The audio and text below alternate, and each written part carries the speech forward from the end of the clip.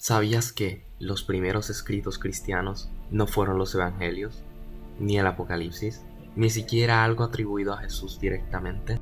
De hecho, las primeras palabras que tenemos del cristianismo primitivo fueron escritas por un hombre que nunca conoció a Jesús en vida. Hoy hablaremos de Pablo, el verdadero fundador del cristianismo tal como lo conocemos. Y sí, vamos a mostrar evidencia. Los primeros escritos cristianos que han llegado hasta nosotros no son ni el Evangelio de Marcos, ni Mateo, ni el Apocalipsis. Son las cartas de Pablo, también conocidas como las epístolas paulinas. Estas cartas fueron escritas entre los años 50 y 60 después de la muerte de Jesús. Eso es al menos 10 a 20 años antes de que escribieran el primer evangelio. Estas son las estimaciones de los libros y cartas más importantes del cristianismo. Las cartas auténticas de Pablo se cree que fueron escritas entre el 50 y el 60. Marcos, que es nuestro libro más antiguo, fue escrito en el 70. Mateo se cree que fue escrito entre el 80 y el 90. Lucas, entre el 80 al 100, aunque hay expertos que dicen que también puede ser entre el 80 al 140.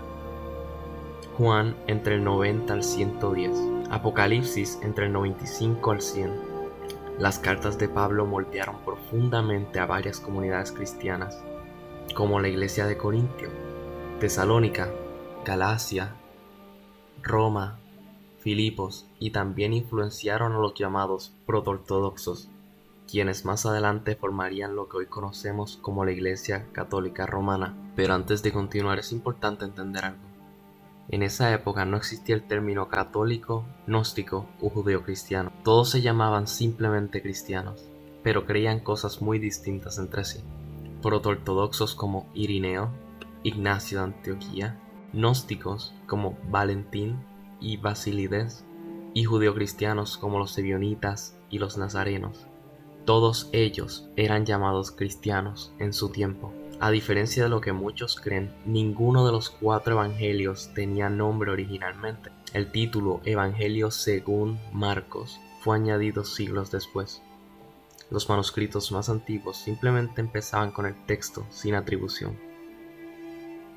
Los papiros más antiguos que tenemos de los evangelios son fragmentos como el papiro 52, que es un fragmento del Evangelio de Juan fechado alrededor del año 125 después de Cristo. Y el papiro 46, que contiene cartas de Pablo, fechado entre 175 y 225 después de Cristo. La Biblia más antigua completa que poseemos es el Códice Sinaiticus del siglo IV, año 330 al 360 después de Cristo. Lo que quiero mostrarles con esto es que no tenemos los originales. ¿Lo viste bien? Los originales no los tenemos. Solo copias muy posteriores.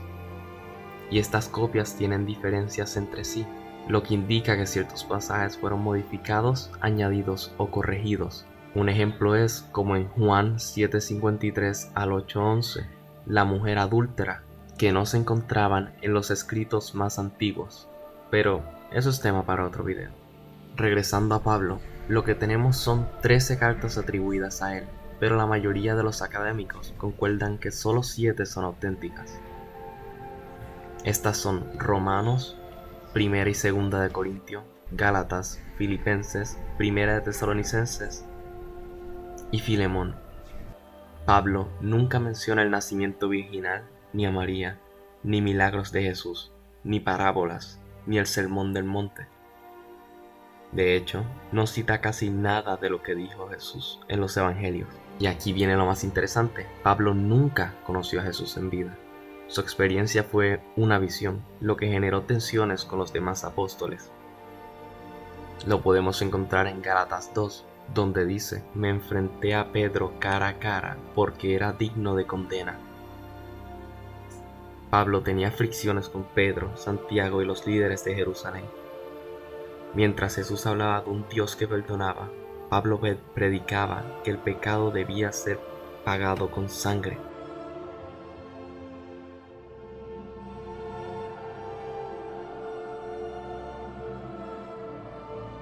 Algunos estudiosos creen que Pablo no veía a Jesús como Dios en sentido estricto. Él veía a Jesús como un mediador cósmico, un ser exaltado, pero no igual al Padre.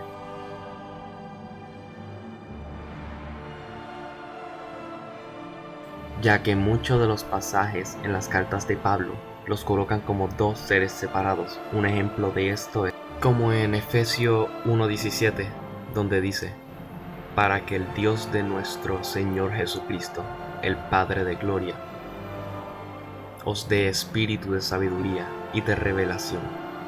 Como pueden notar aquí, Pablo separa a Dios y a Jesús el Señor.